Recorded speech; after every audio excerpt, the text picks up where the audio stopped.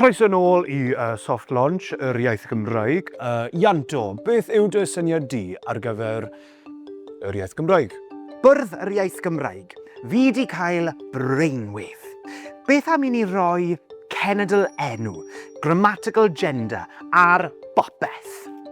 Sori beth.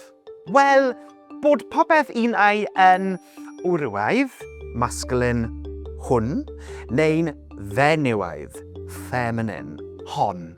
Chi gyda fi? OK. Dwi ar goll. Ti eisiau dangos i ni? OK. Ci, gwrywaidd. Ydy, mae o. Mae ci yn wrywaidd, woof woof.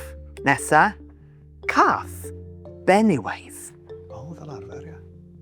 Mae cath yn fenywaidd. Llew. O, mae llew yn gath, felly benywaidd.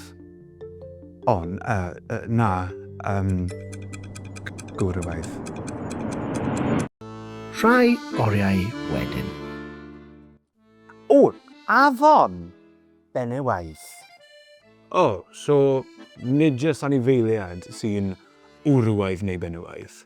Na, popeth wrth gwrs. No. Pam stop ar anifeiliad? Oes rheolau hyn fydda'n helpu bobl i ddysgu'r Gymraeg?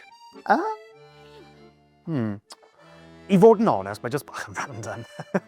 Bydd rhaid i bobl jyst dysgu nhw. Be chi'n meddwl?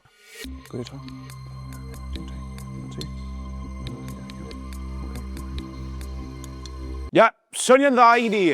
Mae'n mewn. It's in. Yes, gwych! Right, OK. Tractor a lori, be chi'n meddwl?